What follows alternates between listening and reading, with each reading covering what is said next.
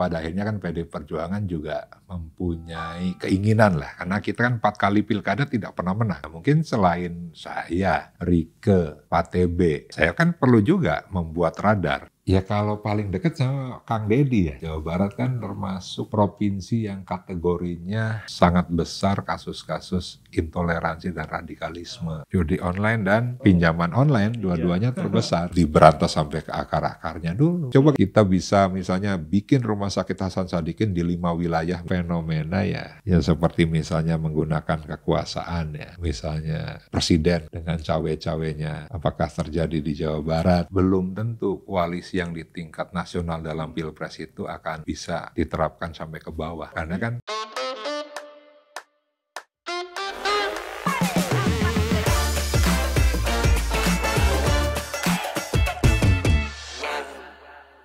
halo semuanya, kembali di podcast Tirta.id bersama saya Irfan Amin di For Your Politik, yang muda, yang berpolitik.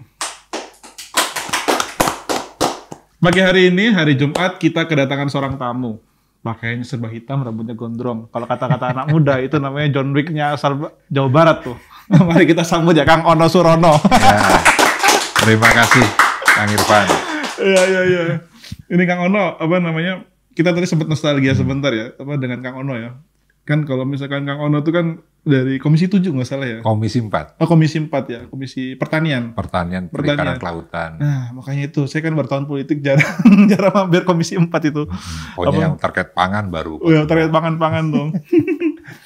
Nah, Komisi 4 itu Kang Ono, Ketua DPD PDIP Jawa Barat, yang katanya mau nyalon gubernur nih ya. Tapi kok beritanya kurang optimis tuh. Ya kalau wakil gubernur juga nggak masalah gitu. Tapi nanti kita sambil ngobrol-ngobrol, gimana kabarnya Kang Ono? Baik Kang Irfan. Alhamdulillah baiknya. Ini Kang, kita mulai dari yang berat-berat dulu lah, nanti habis yang ringan-ringan gitu ya. Ini ada teh, ada gorengan, nanti sambil nyemil-nyemil juga boleh Kang. Wah, ini musuh kolesterol. Ya pelan-pelan, tipis-tipis Kang.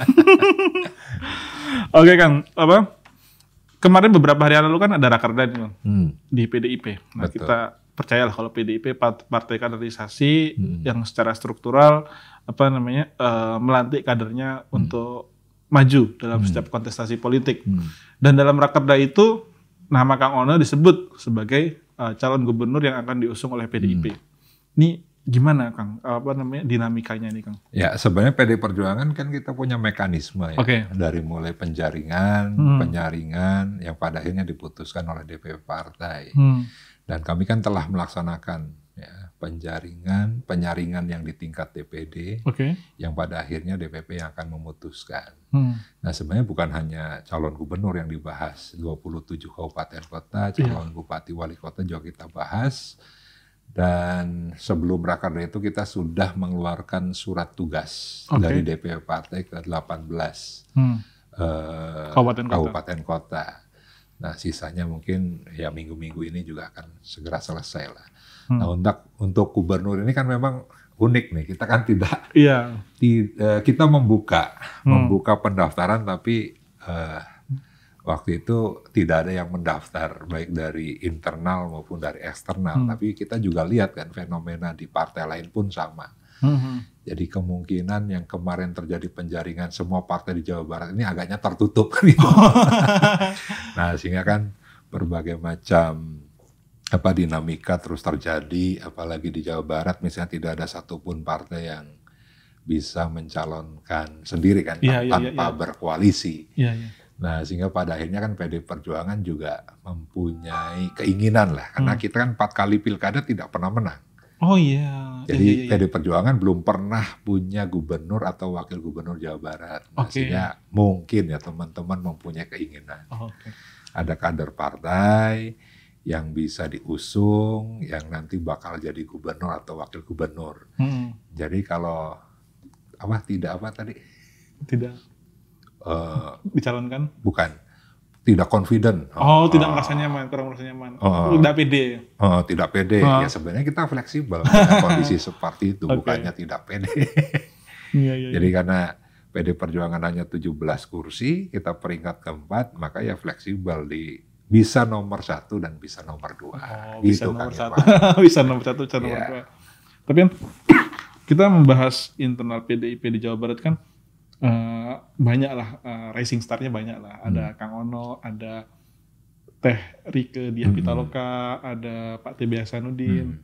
Nah itu juga masuk dalam proses penjaringan ini sendiri nggak, atau sudah menyerahkan semua ke Kang Ono itu? Jadi kalau dari personal ya, kenapa memang kemarin itu kita bahas, seperti Pak TB kan sudah 2018 berkali-kali beliau menyampaikan, udahlah yang muda.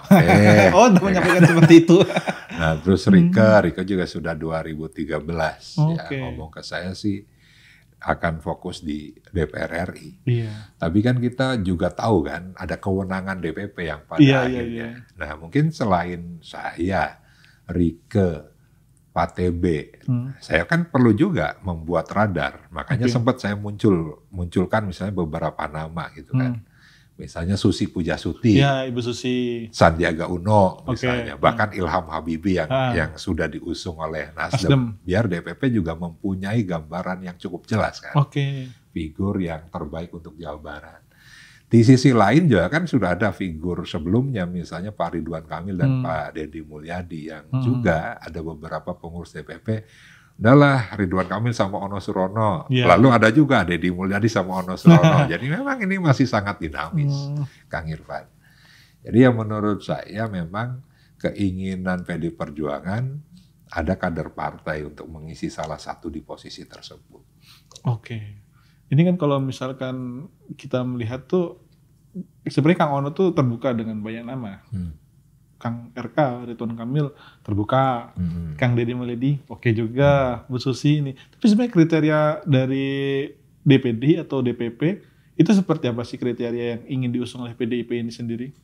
Ya sebenarnya kan ada beberapa hal ya bicara Jawa Barat. Jawa Barat kan termasuk provinsi yang kategorinya sangat besar kasus-kasus intoleransi dan radikalisme. Nanti kita bahas itu Kang. Ya kan itu. Yang kedua juga sebagai provinsi penyangga mantan ibu kota. Ya. Terus misalnya dengan megapolitannya gitu kan. Tentunya Jawa Barat kan masih punya banyak PR dari sisi infrastruktur, dari sisi pendidikan, dari sisi kesehatan. Ya. Banyaklah yang tentunya masih menjadi harapan kita semua Jawa Barat jauh lebih baik. Nah sehingga apa yang dilakukan Pak RK kemarin kan menghadapi COVID yang pada akhirnya terjadi refocusing anggaran yang pada akhirnya hanya untuk bagaimana memulihkan dari sisi kesehatan dan dampak-dampak lainnya kan. Sehingga ada berbagai macam hal yang terkendala. Nah sehingga 2024, 2029 ini kan diharapkan pemimpin yang jauh membuat Jawa Barat itu ya bisa ngurusin rakyatnya secara total. Kalau misalkan saya mau ingin flashback ke pemilu sebelumnya, pemilu 2024. Kan PDIP kan koalisi sendiri Kang. Sebenarnya kan ada juga koalisi Indonesia Maju dan koalisi lainnya lah di sini. Itu masih sekat-sekat seperti itu masih ada nggak sih Kang, atau di Jawa Barat itu sudah cair dengan segala partai? Saya pikir dari awal saya kan sampaikan ya. Belum tentu koalisi yang di tingkat nasional dalam Pilpres itu akan bisa diterapkan sampai ke bawah. Karena kan masing-masing daerah juga mempunyai kepentingan yang berbeda-beda, mempunyai kekuatan politik yang berbeda-beda. Ada basis PD Perjuangan, ada basis Golkar, ada basis Gerindra, ada basis PKS. Tentunya kan mereka berharap juga ingin tetap melanjutkan ya kan kekuasaannya di sana.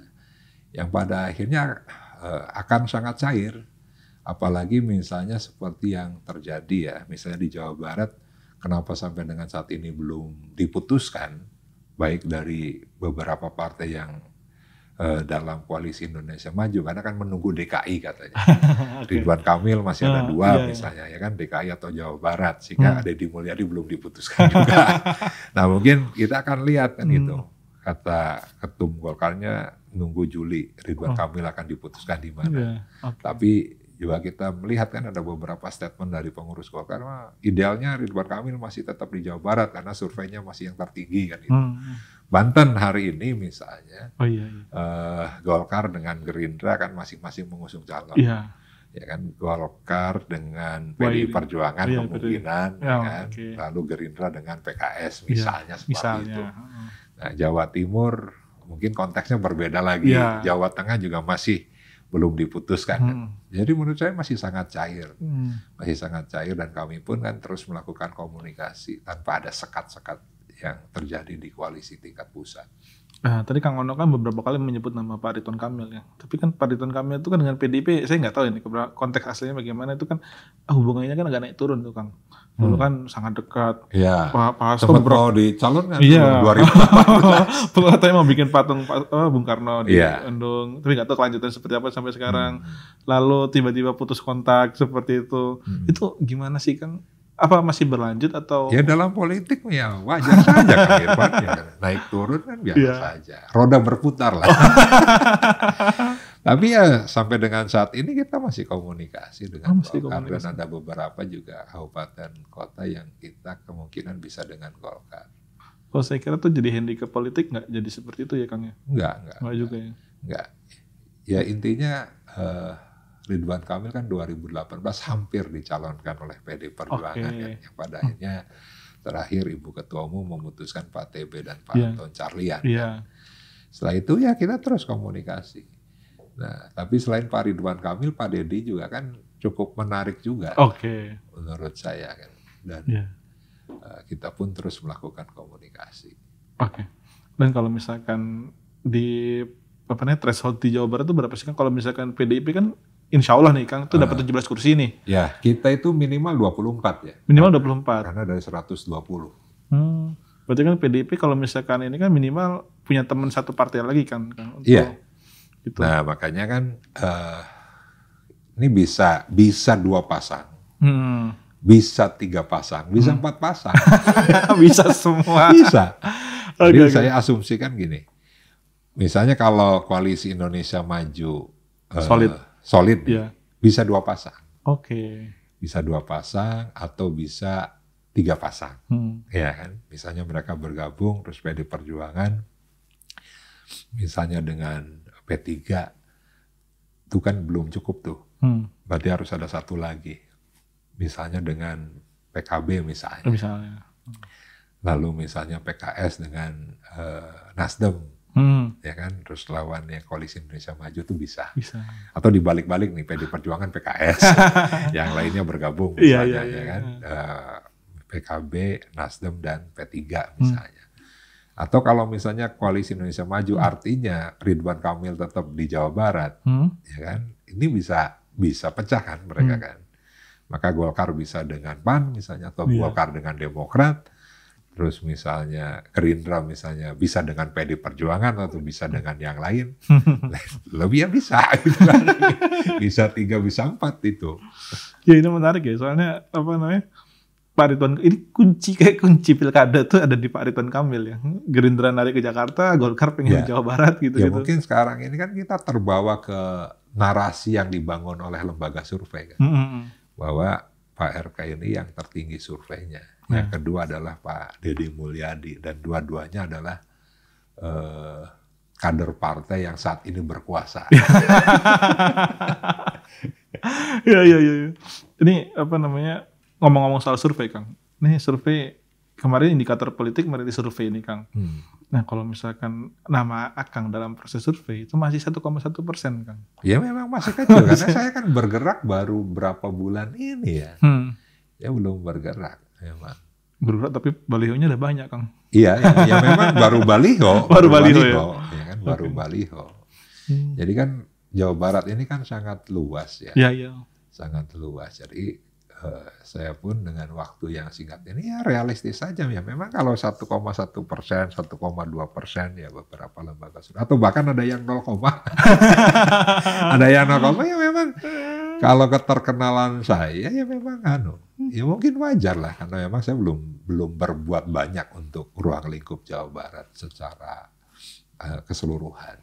Tapi kalau misalkan basisnya Kang Ono tuh daerah-daerah Pantura itu dong, atau ada yang kan kalau misalkan Jawa Barat kan pemetaannya ada yang Parahyangan, ada yang dekat-dekat ibu kota Jabodetabek. Paling tidak kalau saya dikenal oleh masyarakat pesisir, terutama yang nelayan pembudidaya ikan. Karena kan memang sebelum di Komisi 4 pun saya sudah beraktivitas di himpunan nelayan, di koperasi perikanan seperti itu. Paling tidak di 11 kabupaten kota di masyarakat pesisir saya sudah dikenal.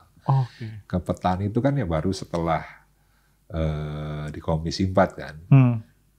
Khususnya di Pantura, misalnya di Indramayu, Cirebon, kota Cirebon, terus Majalengka, Subang, Kuningan misalnya. Terus mungkin ada beberapa yang memang saya bantu kan, misalnya aspirasi para petani di beberapa kabupaten juga untuk mendapatkan bantuan dari Kementerian Pertanian misalnya. Tapi ya so far ya baru beberapa bulan ini saya bergerak. Iya sih kan. Tapi kan kenapa Jawa Barat itu luas dan berat ya kan. Mungkin kerja mesin politiknya harus lebih dikencangin. Ya bayangkan kan 5.957 desa kelurahan, 627 kecamatan. Kalau kabupatennya memang jauh lebih kecil daripada Jawa Tengah atau Jawa Timur, tapi penduduknya sangat besar. Iya betul kan. Dan suku dan budaya juga sangat beragam di Jawa Barat tuh. Iya. Ada Priangan, ada Cirebon, ada Pantura Anti yang Jawa, itu yang Jawareh, Indramayu Cirebon, terus ada yang Bogor, Betawi juga ada. Betawi, ya. Berarti kalau misalkan saya asumsikan nih ya bukan tradisi di PDIP sih, tapi yang lekat dengan PDIP itu akan mengumumkan di menit-menit terakhir di last minute kemungkinan nih Kang soal Jawa Barat nih Kang, karena kayak rumit ini prosesnya ini. Sebenarnya bukan hanya PD Perjuangan, yang lain juga. Jadi kalau misalnya ada satu partai atau beberapa partai yang sudah mengumumkan, ini akan mempercepat. Semuanya. Ini kan belum ada nih. Ya kan belum ada. Misalnya tadi Golkar punya Ridwan Kamil, Gerindra punya Deddy Mulyadi, PD Perjuangan saya, terus misalnya PKS Pak Haru. Pak Haru. Nasdem Pak Ilham, Pak Ilham Habibie, ya kan, terus PKB Pak Cucun, Pak Saiful Huda, terus P3-nya misalnya Pak UU atau Pak Sandiaga Uno, Sandiaga Uno dan Kang Pepep misalnya. Iya. Kalau ada beberapa partai yang bergabung terus mendeklar ini calon kita hanya cepat seperti Banten gitu kan? Iya cepat tuh. Banten cepat gitu kan pada saat misalnya Airin dengan siapa? Pak Ade, Sumardi misalnya, terus tiba-tiba seketika Andra Soni dengan Dimyati. Ya kan? Iya. Cepat itu Kang. Tergantung Kang Irfan mungkin benar. Apalah daya kita kan. Tapi kan kalau misalkan dalam politik tuh, saya nggak tahu di Jawa Barat tuh ada ketua kelasnya nggak sih kan secara partai politik kan? Kalau di Jawa Tengah tuh PDI ketua kelas tuh. Ya, di Jawa Barat kan tidak ada partai yang dominan ya, hampir rata. Mirip-mirip lah. Ya, Gerindra 20, PKS 19, Golkar 19, PDI 17, PKB 15 gitu kan. Itu 5 partai itu yang terbesar lah. Ya, setelah itu yang di bawah 10 kursi kan, ada Nasdem, Demokrat, PAN, P3, lalu ada PSI 1. Jadi selama ini ya kita sama lah. Oke. Dan kalau misalkan di proses politik ini sendiri, Kang Ono chemistry paling deket tuh ya pasti Kang Ono bilang kan politik tuh seperti roda berputar. Tapi paling dekat dengan siapa sih Kang chemistry ini? Ya kalau paling dekat sama Kang Deddy ya. Oh Kang Deddy ya? Ya Kang Deddy karena kan teman di Komisi 4. Oke. Kalau yang paling dekat kan dengan Kang Deddy. Ya, banyak diskusi-diskusi yang sudah berjalan lah sekian lama. Oke. Dan penjajakan politik juga masuk dalam diskusi itu ya Kang ya? Iya. Iya, makanya kan pada saat saya main ke rumah beliau kan ramai tuh. Ini yang di Purwakarta? Yang di Subang. Oh yang di Subang. Beliau kan asli Subang. Ini untuk Pilgub. Oke. Calon gubernur dan wakil gubernur ya. Saya bilang ya selain itu kan kita memang sering diskusi ya. Sering diskusi di Komisi 4. Jadi kan latar belakang kita sama dari bawah ya. Beliau dari bawah, dari mulai staf di Partai Golkar kan itu. Saya pun sama. Dari mulai pengurus tingkat kecamatan. Indramayu. Indramayu. Ya banyak kesamaan. Yang kesamaan ya. Iya, kalau kata Mario Teguhnya politik tuh Pak Bambang Pacul, Korea-Korea gitu. Korea-Korea lah. Korea-Korea melenting. Aduh, kacau. Oke Kang, kita cukupkan soal politik nih Kang. Kita masuk ke dalam isu sosial di Jawa Barat nih Kang. Di Jawa Barat nih saya baca berita terbaru nih Kang. Ada peristiwa Satpol PP menutup Masjid Ahmadiyah. Itu seperti itu. Koreksi kalau ada yang salah secara redaksi. Itu gimana sih Kang? Ya, kalau saya lihat PDIP secara untuk isu toleransi cukup sensitif lah Kang. Cukup bersuara soal itu. Nah ini gimana nih Kang? Jawa Barat ini Kang. Kan tadi saya sampaikan Jawa Barat itu kan terkenal dengan provinsi yang intoleransi dan radikalismenya yang paling tinggi ya di antara provinsi-provinsi lainnya. Dan memang kita seringkali mendapatkan laporan terkait dengan masalah ibadah ya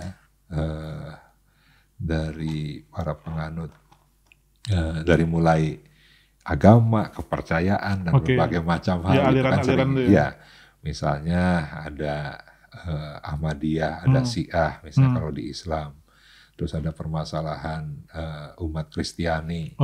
Terus juga ada misalnya para penganut kepercayaan, misalnya Sunda Wiwitan yang di Cigugur, Kuningan misalnya. Kita sering mendapatkan dan selama ini kita advokasi. Termasuk terkait dengan yang Ahmadiyah yang baru saja disampaikan Kang Irfan, kemarin pun sudah ada laporan ke saya dan sudah kita tindak lanjuti melalui anggota DPRD di sana kan langsung saya sampaikan.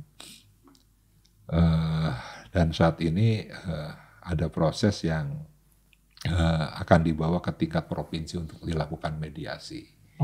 Ya, jadi memang kenapa sarana ibadah atau musola atau masjid itu ditutup karena memang ada indikasi akan terjadi clash kan.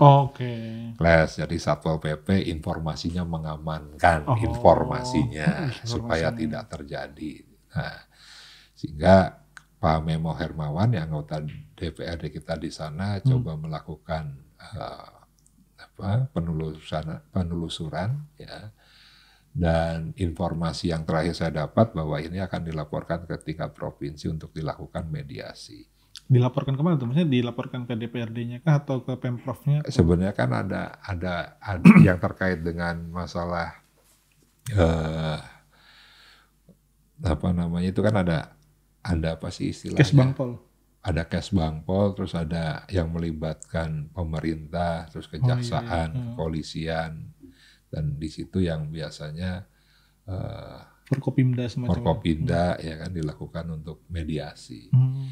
Tapi satu hal misalnya yang paling prinsip ya bahwa memang mitigasi terkait dengan hal tersebut kan masih kurang dilakukan sehingga kadangkala ya tadi pada saat ada kejadian baru kita tergopoh-gopoh gitu kan untuk menyelesaikan. Nah, sehingga menurut saya kan masalah ini di Jawa Barat harusnya dilakukan secara rutin. Bagaimana menyatukan ya masyarakat yang berbeda aliran misalnya untuk paling tidak ya saling menghargai lah dalam mereka melakukan ibadahnya. Nah, ini yang memang menurut saya agak kurang ya di Jawa Barat. Dan apa rencana mitigasinya? Maksudnya kan Akang juga sebagai calon gubernur Jawa Barat nih Kang.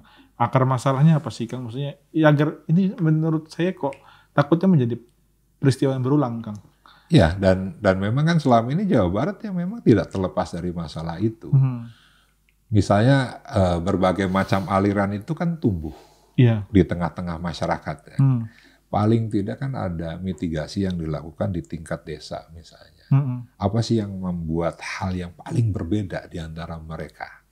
Apakah dalam syariat masing-masing menjalankan, ya kan? Atau yang paling sangat mendasar apa ideologi beragamanya ini berbeda? Itu kan misalnya dalam misalnya antara Ahmadiyah misalnya dengan yang lainnya kan? Sunni Syiah seperti itu. Menurut saya ya satu hal bahwa Islam itu kan rahmatan lil alamin ya. ya itulah yang harus terus disampaikan oleh pemerintah. Misalnya bagaimana toleransi yang seutuhnya itu bisa berjalan. Maka kepala desa ya harus juga misalnya dibekali, ya kan? Dibekali bahwa kepala desa ini juga kan pemimpin bagi semua umat di desanya. Iya. Dari struktur paling kecil. Ya. RT RW pun sama. Kan kadang-kala kita melihat misalnya ada umat Kristiani misalnya beribadah karena memang gerejanya jauh, terus rumahnya dijadikan tempat ibadah. Yang menggerebeknya ketua RW, ketua RT, seperti yang terjadi di Tangerang misalnya, ya kan?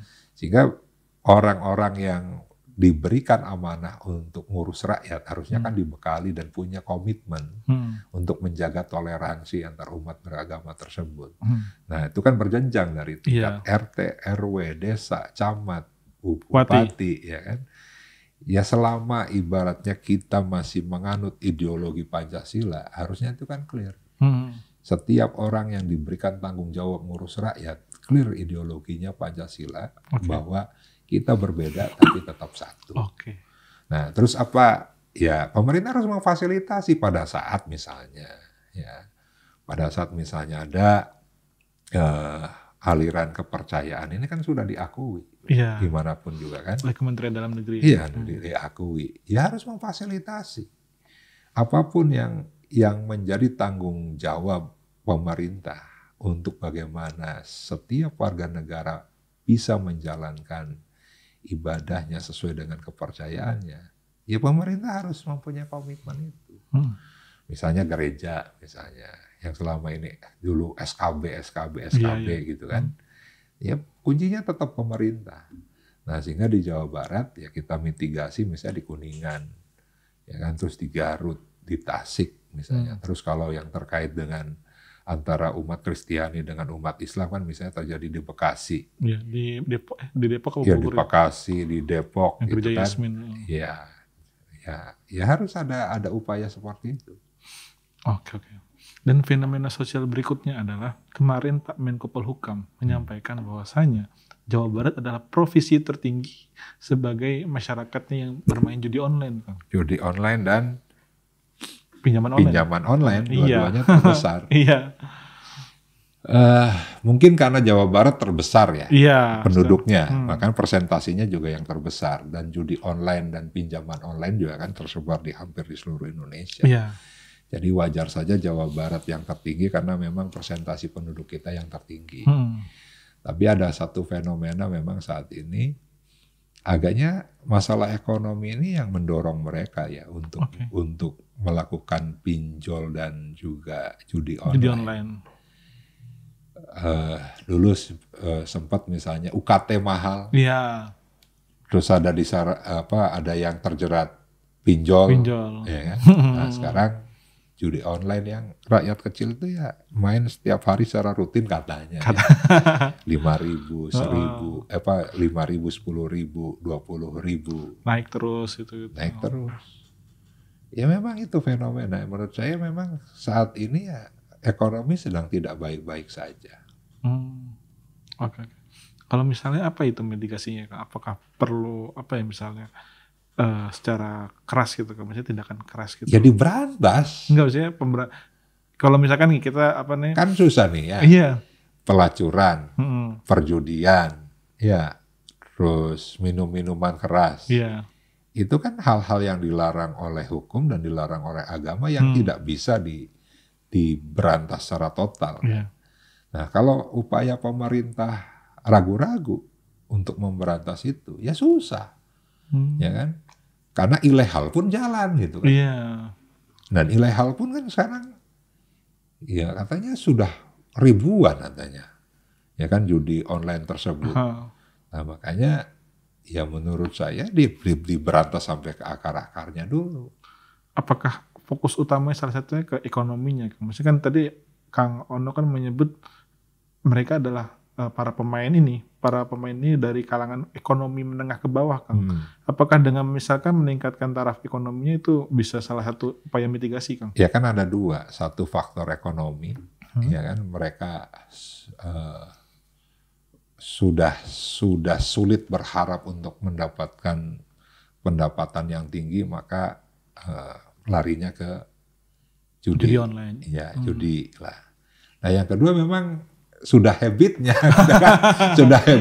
iya senang main judi. Ya kan ada dua hal tersebut. Jadi menurut saya ya ekonomi tetap harus ditingkatkan. Tapi juga seiring sejalan ya judi juga kan diberantas. Iya. Di Indonesia tuh hampir semuanya bisa dijadiin judi ya Kang ya. Iya, bola judi. Sabung ayam judi. Iya, semua judi dan itu ya memang tadi hidup ya kan. Hidup terus dalam sepanjang sejarah gitu. Tapi upaya pemerintah ya harusnya tegas ya. Iya betul Kang. Lalu ini Kang apa namanya? Kita mau masuk ke dalam ekonomi tadi Kang. Ini saya membaca terbaru ada 127.000 buruh atau karyawan terkena PHK ketika pabrik tekstil tutup di itu kan saya baca kan sudah 22 ya pabrik yang tutup dan 42 perusahaan atau sisanya 20 perusahaan lagi kan akan juga terancam tutup. Dan memang ini fenomena yang terjadi di Jawa Barat dengan isu misalnya UMK yang lebih tinggi daripada Jawa Tengah. Ya. Nah, yang kedua mungkin ada satu kondisi lah yang mengharuskan juga mereka tutup. Dan Jawa Barat pada akhirnya kita mempunyai angka pengangguran yang di atas rata-rata nasional. Ya, 7,4%. Nasional kan 4,7 kalau nggak salah ya. Dan dari 7,4% itu 70%-nya adalah angkatan kerja.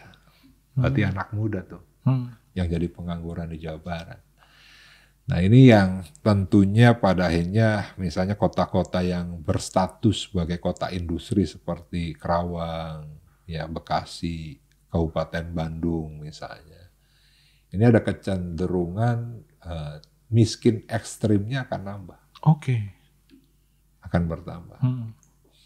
Inilah yang harus diurusin ke depan nih. Jadi PR ke depan nih kan? Iya. Jadi menurut saya ada satu hal ya, kita pada akhirnya tidak harus juga berorientasi ke industri. Ya. Soalnya sawah-sawah sudah kering semua. Iya makanya. Ya kan ke industri yang konvensional itu kan. Harus ada dibangun misalnya industri yang berbasis kreativitas atau industri yang berbasis misalnya kearifan lokal yang ada di daerah tersebut. Misalnya Indramayu, kan lumbung padi nasional. Ya harusnya ya industrinya yang berhubungan dengan pangan. Kan Indramayu juga kan penghasil ikan yang paling besar di Jawa Barat. Harusnya ke sana. Terus misalnya di Kuningan misalnya, ya jangan sampai ada industri yang berlawanan dengan konsepsi Kuningan sebagai kabupaten konservasi. Kuningan kabupaten yang mempunyai Gunung Ciremai. Begitu pula misalnya Cianjur misalnya, ya kan? Cianjur dengan keindahan alamnya, dengan kebun tehnya. Terus wilayah selatan misalnya. Wilayah yang sangat perawan sekali, itu kan belum dieksplor. Tapi selatan itu kan punya potensi pariwisata sebenarnya. Tinggal infrastrukturnya yang didorong. Karena keindahan laut pantai selatannya Jawa Barat itu tidak kalah dengan Bali. Tidak kalah dengan Jawa Timur, Jawa Tengah misalnya. Itu bisa dikembangkan ke depan. Industri yang berbasis pariwisata misalnya. Terus misalnya industri kreatif ya, dari mulai kuliner, fashion, kerajinan, musik, ya kan? Musik ini kan harus terus didorong, dan Jawa Barat terutama Bandung kan yang di fashion kan dari dulu kan, dan musik juga kan dari dulu. Nah, apa yang mereka butuhkan ya menurut saya fasilitasi ya. Saat ini kan Pak RK misalnya Ridwan Kamil kan sudah membangun beberapa kreatif hub ya, kreatif hub. Gedung kreatif center, tapi kan saya lihat belum maksimal berjalan misalnya. Dan kalaupun berjalan ya normatif saja, misalnya dari sisi pelatihan hanya berapa orang yang dilatih, gitu kan, belum secara menyeluruh. Nah di sisi lain, misalnya kita mempunyai program misalnya terkait dengan pemuda rawan sosial, pemuda-pemuda yang putus sekolah, yang berbasis di desa kelurahan. Nah itu pun menjadi pasar sebenarnya untuk bisa dilatih, dididik, ya kan, mempunyai keahlian dalam hal apapun misalnya. Dari sisi otomotif tadi, kerajinan, fashion dan yang lainnya gitu kan. Yang bisa dimaksimalkan misalnya panti-panti sosial yang di bawah Kementerian Sosial maupun Dinas Sosial Jawa Barat. Jadi ya menurut saya Gen Z dan milenial di Jawa Barat yang saat ini mendominasi dari komposisi penduduk di Jawa Barat dengan kondisi tadi banyaknya pabrik yang tutup, ini PR yang harus diselesaikan siapapun gubernur, wakil gubernur ke depan yang terpilih. Oke, tadi saya menyimak apa yang disampaikan Kang Ono. Tadi kan ada beberapa wilayah di Jawa Barat yang kurang terobservasi atau misalkan kurang tereksplorasi oleh pemerintah daerahnya. Apakah ini apa ya? Karena saya melihat juga, saya beberapa kali lah main ke Jawa Barat, memang yang ngobrol juga memang kurang sentuhan dari pemerintah provinsinya. Perhatian juga kurang seperti itu. Ide misalkan ide pemekaran tuh masuk nggak sih Kang di Jawa Barat? Masuk. Kan kita sudah memutuskan di tingkat Jawa Barat ini kan 9 kabupaten kota. Yang CDOB ya. Iya. Yang lainnya mungkin ada sekitar 7 lagi. Dan memang dari sisi pembangunan, dari sisi anggaran, Jawa Barat kenapa berbeda dari akumulasi anggaran yang dari pemerintah pusat ya dibandingkan dengan Jawa Tengah dan Jawa Timur, karena memang dari sisi jumlah kabupatennya kita jauh lebih rendah daripada Jawa Tengah dan Jawa Timur. Nah sehingga kan pada saat dana perimbangan, DAU, DAK ya kan tidak dihitung berdasarkan jumlah penduduk. Salah satunya, ya kan? Tapi juga ya ada faktor lain. Ya ada faktor lain ya tadi jumlah kabupaten. Setiap kabupaten kan pasti punya alokasi. Iya alokasi. Ya kan. Kecuali misalnya ANSI dihitung berdasarkan jumlah penduduk, karena Jawa Barat lebih besar daripada Jawa Tengah dan Jawa Timur. Tapi faktanya kan tidak. Pada saat bicara Jawa Timur punya 38 kabupaten kota, Jawa Tengah punya 35 kabupaten kota, sedangkan Jawa Barat hanya punya 27 kabupaten kota, ya mereka lebih banyak, ya kan, dana perimbangannya. Nah sehingga kenapa kita setuju, saya, Pak Ridwan Kamil, ya kemarin sama-sama, udahlah kita sepakat, udah kita putuskan di Jawa Barat, terlepas pemerintah pusat masih moratorium, ya, tapi kita putuskan dulu, ya nanti kita dorong bersama-sama pemerintah pusat. Ya. Oh berarti sudah dikirim suratnya? Sudah ada 9 kabupaten kota, CDOB. CDOB apa CDOB kepanjangan ini? Calon daerah otonomi baru. Ya. Dari mulai Bogor, ya, terus Sukabumi, terus Cianjur, Tasikmalaya, Indramayu, Garut, ya, terus Subang. Ya. Karena kemarin menarik juga Pak Jokowi kan sempat menyampaikan memoratorium mengenai calon daerah otonomi baru itu, bahkan katanya ada ribuan daerah yang mengajukan Polres pemekaran, tapi tunggu dulu kata Pak Jokowi itu sendiri. Mungkin di era Pak Prabowo seperti itu bisa. Ya sebenarnya kan ada beberapa kriteria ya yang harus dipenuhi kenapa satu daerah itu bisa dimekarkan. Misalnya ada beberapa aspek kan, dari mulai ekonomi, sosial, politik, budaya, dan sebagainya, termasuk infrastruktur dasar.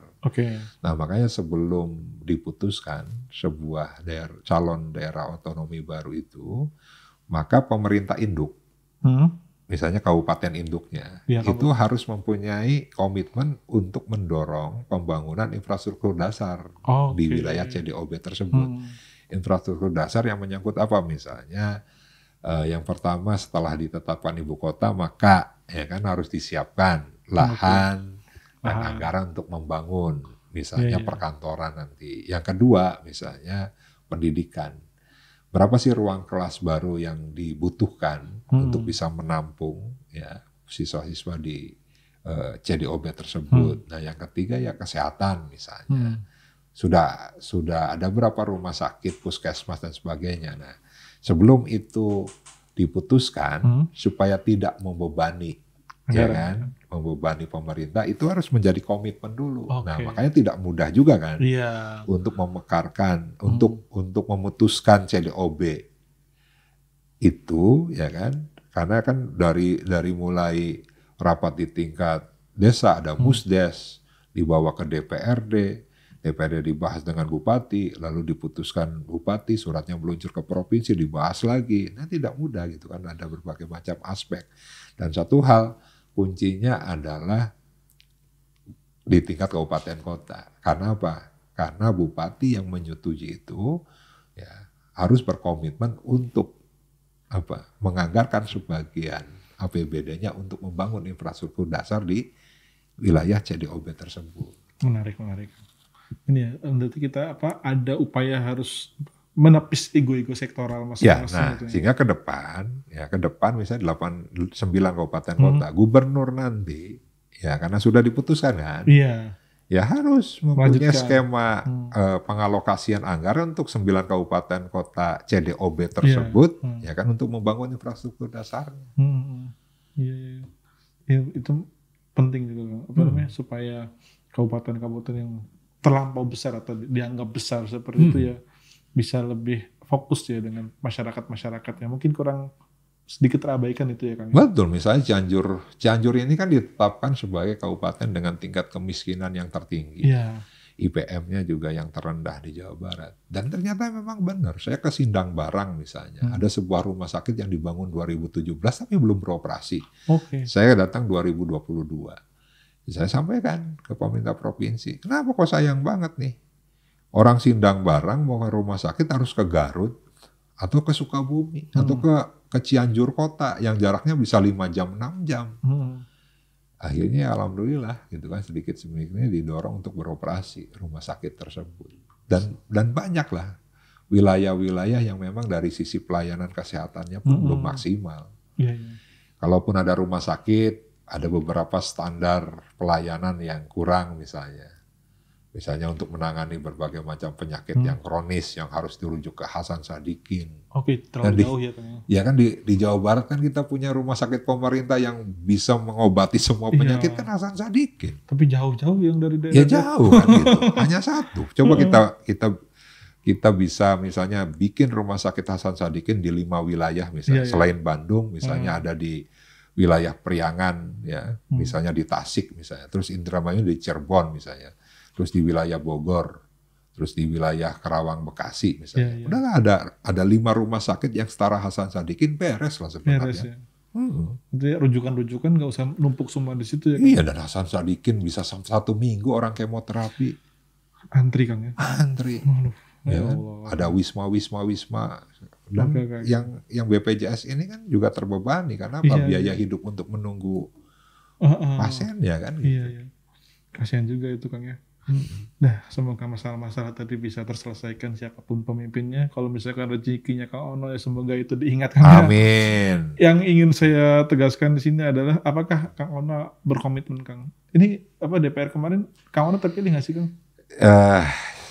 Saya sudah 10 tahun di DPR RI. Nah kemarin itu nyalonin di DPRD provinsi. Kemarin DPRD provinsi. Nah sehingga saya ditanya, ya kan ngapain turun? Kan sudah enak. Ya kan saya cuma simpel saja. Ya ini bukti komitmen saya untuk fokus ngurus Jawa Barat. Ya tapi kan kalau misalkan ini ada aturan di PKPU itu kan kalau misalkan maju kan harus mundur dari jabatan. Iya, sementara itu ya. Komitmen mundur kan kalau misalkan. Iya harus mundur kan. Harus mundur maju. Kan? Cuma saya kan harus memilih kan. Partai ini juga kan pasti kan memberikan pilihan kepada saya. Ya kan pastilah. Saya akan ditanya. Ya kan pada akhirnya, kamu mau maju kemana nih? Antara tetap di DPRD provinsi ataupun kepala daerah atau wakil kepala daerah. Nah itu kan pasti pada saatnya saya pasti akan didorong ke sana. Saya harus memilih. Saya sudah sampaikan lah berbagai macam pertimbangan kepada partai, terutama DPP partai. Saya sampaikan kalau memang DPP partai memang berharap saya di eksekutif dan menemukan calon pasangan yang akan mampu bisa mengubah Jawa Barat jauh lebih baik lagi, ya pastinya saya siap. Tapi kalaupun misalnya partai udah kamu di DPRD provinsi saja, ya kan? Oh ya siap juga. Ya. Oke. Dan ini pertanyaan terakhir nih Kang, sebelum kita menutup Kang. Menurut Akang gangguan-gangguan politik seperti yang ini bukan kata saya tapi kata-kata teman-teman lah ya, yang Pak Sekjen Hasto juga beberapa kali bilang gangguan-gangguan politik di pemilu 2024 kemarin apakah akan terjadi lagi di pilkada 2024 mendatang Kang? Mudah-mudahan tidak ya. Tapi kalau melihat fenomenanya? Ya mudah-mudahan tidak. Tapi kan ada beberapa fenomena ya seperti misalnya menggunakan kekuasaan ya. Iya. Misalnya presiden kemarin misalnya. Dengan cawe-cawenya, ya kan? Apakah terjadi di Jawa Barat misalnya? Kemarin sih memang Jawa Barat tidak separah Jawa Tengah, tidak separah Bali dan sebagainya lah. Karena mungkin Jawa Barat dianggap sebagai provinsi yang basisnya Prabowo dan Jokowi, ya kan selesai itu. Iya. Tapi ya kita khawatirkan misalnya bagaimana menggunakan kekuasaan karena kondisi rakyat kan secara ekonomi kan sedang tidak baik-baik saja. Saya sih khawatirkan misalnya ke depan ada skema bantuan lagi.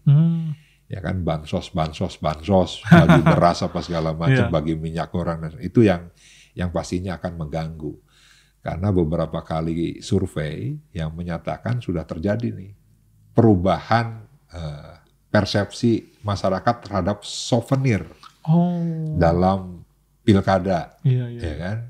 Yang dulu kan beras, minyak boleh dianggap itu kan salah satu instrumen untuk melakukan money politik. Nah, sekarang masyarakat tidak menganggap bahwa beras dan minyak goreng itu sebagai sarana untuk money politik yang bisa membayar mereka, tapi sudah dalam bentuk souvenir. Jadi beras, minyak goreng, Irfan sudah setara dengan kaos. Iya. Seingatnya kan Bawaslu kan ada aturannya berapa maksimal yang diberikan. Ada. Dan memang kalau beras dan minyak goreng bukan dalam kategori souvenir kan. Souvenir itu kan kaos, kerudung, misalnya sarung, misalnya mug, gelas, yang lainnya. Tapi beras dan minyak goreng kan bukan dalam kategori souvenir, tapi di rakyat ya berdasarkan survei yang terakhir saya lihat, pertanyaannya souvenir apa yang paling disukai? Yang pertama tuh beras. Dan ini yang kita khawatir ya ada skema seperti yang kemarin itu terjadi lagi untuk pilkada. Mudah-mudahan tidak lah. Mudah-mudahan tidak ya Kang. Pesan-pesan Kang untuk pilkada Jawa Barat Kang? Ya menurut saya kan kemarin kita masuk pada fenomena pemilih yang berbeda dari sebelumnya ya. Misalnya ada kampanye yang dikemas dengan riang gembira dan itu pada akhirnya dipilih. Nah terus ada yang menganggap bahwa pemilih sekarang bukan rasional lagi tapi irasional. Tapi saya sih tetap berharap ya, karena ini kan satu perjalanan politik yang harusnya jauh lebih baik dari pemilu-pemilu sebelumnya. Pada akhirnya ya saya berharap rakyat Jawa Barat terutama yang muda nih untuk bisa menggali seluruh ya kekuatan yang ada di calon, komitmen yang ada di calon yang pada akhirnya menjadi dasar mereka untuk memilih.